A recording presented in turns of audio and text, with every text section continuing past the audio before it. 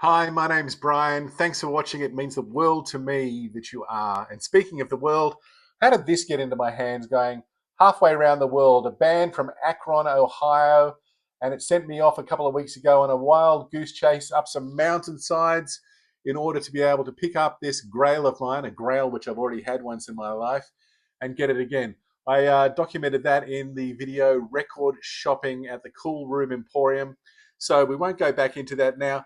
But what we will do is talk about this album, this great album. This is a 1978 first press Australian, and it's of course so iconic, that image, that it's on the back cover as well. And what's my interpretation of this cover? Well, my interpretation is this is what corporate America really wants you to think is the image for a guy to be successful in life, not only with business, in consumerism, the cult of personality, but with the ladies. You've got to play golf, hang out around the country club, and you've got to always be questioning whether you're a man or not. I don't know. What do you think? But whatever it is, I think it's pretty cool. I love how it says actual size. Where does it say that? Actual size, right up there.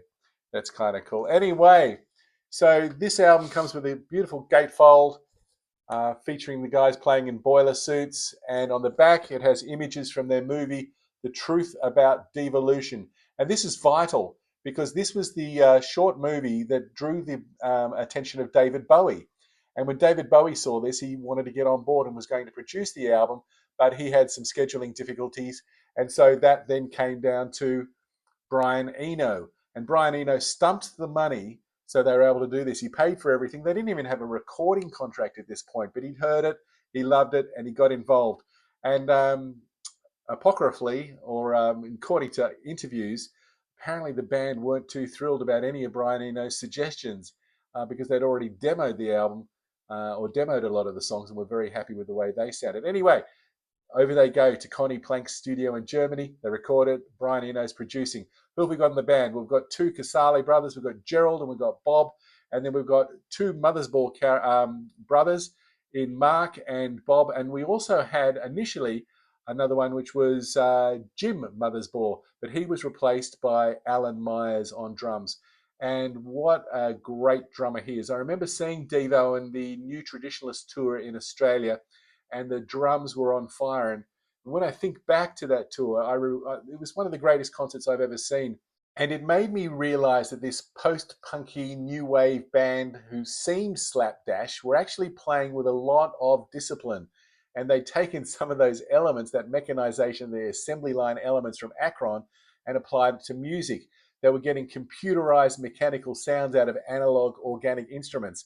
And it was an incredible experience. And Alan Myers was really at the forefront of that in terms of that mechanical energy. He was a machine, he was a robot, and my God, he was amazing that night, as was the entire band. But anyway, why do I and so many others love this album? Let's take a deep dive and check it out.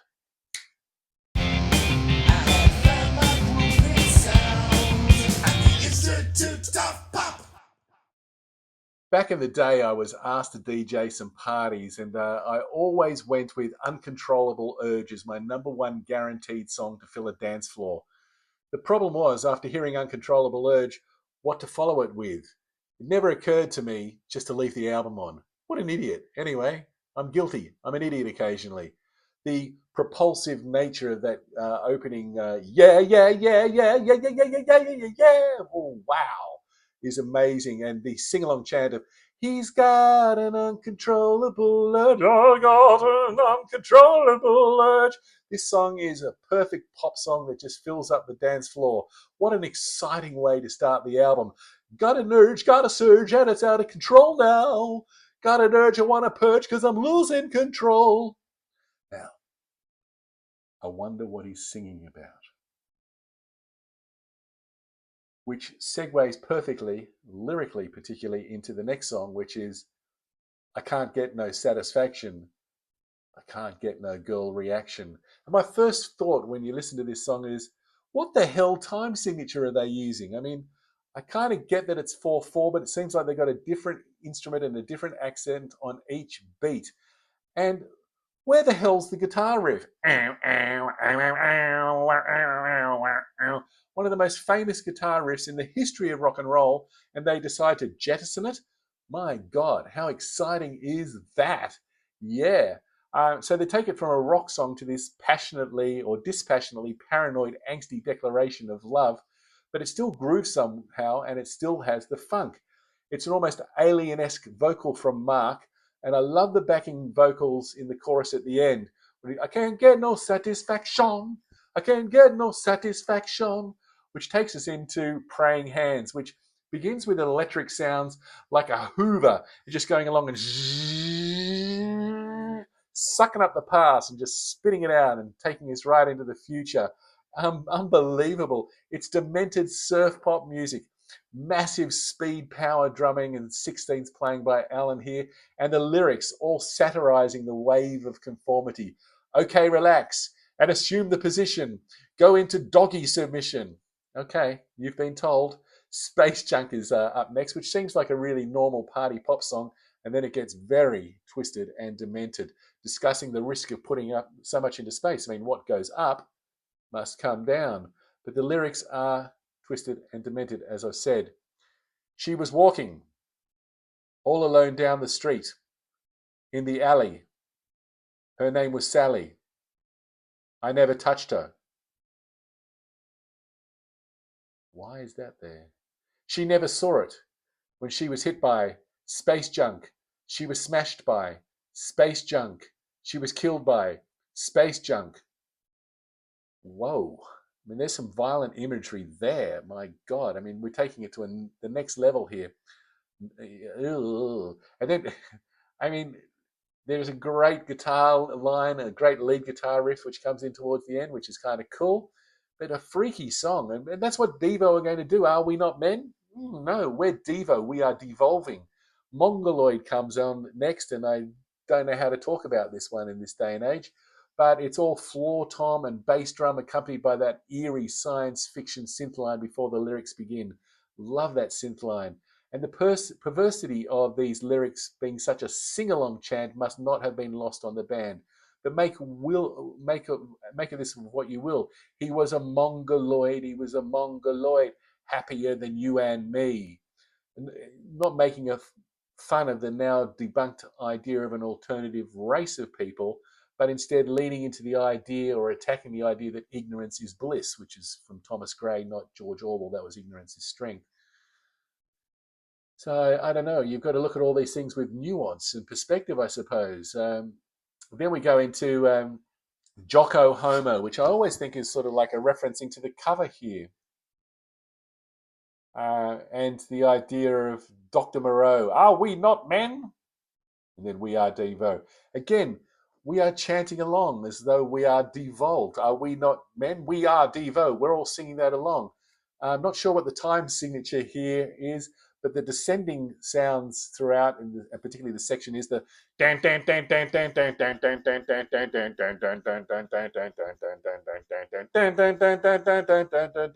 it just seems to go like an elevator down a shaft, and it's going absolutely uncontrollably as your hair shoots up and you're not really sure what's going on. It never seems to stop. And just when you think that elevator can't go any lower down through the ground, it does. And the patriotic final verse coda seems highly ironic now that devolution is a new way of life. That, my friends, is a groundbreaking and awe-striking. Is awe-striking a word? Awe-striking side of music. Let's flip it over. Check out what happens on the second side. And just when you think things can't get any weirder, we go into Too Much Paranoia. And this is one of those cases where what is advertised is exactly what you get. It's a freaky song which is devoid of mirth and is definitely unsettling. Check out the lyrics. Hold the pickles, hold the lettuce. Special orders, don't upset us. All we ask is that you let us serve it your way. It's sort of like satisfying that McDonald's culture and the customer is always right mentality. And this leads us into the lyrics in the song of Gut Feeling, which is a classic guitar surf rock song. I look for silver linings, but you're rotten to the core.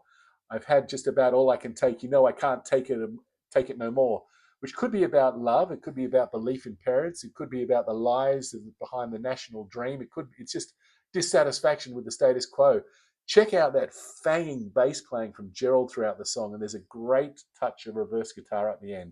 And then that sort of segues beautifully into Slap Your Mammy, which is almost inconsequential, but it's like a thrash punk moment which lifts the energy, and you can see the dancers going wild on the dance floor. I mean, thinking again of why didn't I just leave the album on? And that energy is continued with Come Back Jonee. And there's references here to Johnny Be Good, and the guitar playing has a flurry to it, like the Bonanza theme of all things, reinforced by a synthesizer which sounds like whistling. Or is it really whistling? But will Johnny ever be good again is the whole point that's being made. Will we ever return to the good old days? I don't think so, with lyrics like these. Johnny went to the pawn shop, bought himself a guitar. Now he's going to go far. You got to love him and leave him. Sometimes you deceive him. You made her cry. Johnny, you're bad. You're going to make her sad. Once again, this sort of misogynistic element, this violence towards women. It's unsettling, and it really, where you've got the humor and the new dimensions that are being offered to this album, the satire, and then all of a sudden we have some of these ideas just come along and just give us a good slap in the face. Sloppy, I saw my baby getting sloppy, starts with that uncontrollable urge sort of sense to pogo. Hey, hey, hey, hey, hey, hey, to the chanting at the beginning of the song. It would be great to sing along with this. But then we get to the eeriness of the verse, and the music now devolves and slows down, almost preparing us for the final song on the album. And we go from that masculine culture of chanting, the oi, oi, oi, oi, oi, to a very fragile verse. It's a slappy, it's a slappy. Oh, oh, oh, oh, oh, oh, oh. Twisted. And this brings us to the final song on the album called Shrivel-Up. I've spoken about this song already on the channel in a video called Record Shopping at the Cool Room Emporium. But what I said in that video was that Shrivel-Up was like my gateway, my portal into weirdness. And it was because of Shrivel-Up that I was able to really appreciate and interact with weird music and weird artists. And why not? It's got such a welcoming, slinky groove, like well,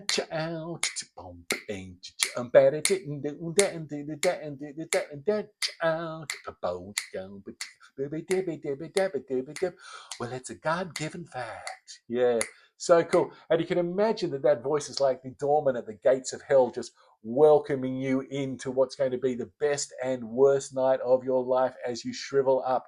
And those water-falling percussion notes as we go throughout the song are like these stalactites, which are like pickaxes, which are going to fall from the ceiling. Careful of paying the ferryman too much here in this story. It's just sheer craziness, and I love the lyrics. It's rule number one.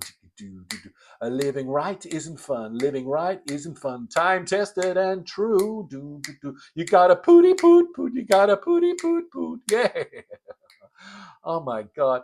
What a song. So that's sort of my deep dive into the songs as we go through. And what do you think? I'd love to hear your thoughts in the comments. But, this album wasn't universally recognized and lauded when it first came out. In fact, if I can read to you, Tom Carson, writing in Rolling Stone, claimed that there's not an ounce of feeling anywhere. And the only commitment is to the distancing aesthetic of the put-on. Like it's all one big joke. I don't get that at all. I think they're very serious about what they're doing. I think there's anger. I think there's fury. And I think there's a confusion of a band asking what the hell has happened to us as a race. This from a band who has said many times that the Kent State Massacre of 1970 was the impetus for the band forming Devo. Trouser Press Guide, which I think is the Bible here, named it one of the best albums of 1978. It is a groundbreaking album, earth-shattering album that's also a lot of fun. Do you agree with me? Anyway, that's what I think. It's totally an indispensable album. Wouldn't have it, not in my collection, even though it wasn't for about 15 years. Oops, I've been caught there. Anyway, I've had so much pleasure not only finding it, thanks to King B, but listening to it again and turning it up loud and going on walks and just absorbing myself in it. And remember, if music of any size, shape, style, or sound gives you pleasure, then who am I to argue with your opinion? If you've liked this video, don't forget to hit like, and also think about subscribing because you know you want to. Yeah. Anyway, until next time, I hope you're doing really well. Keep cool, and bye now.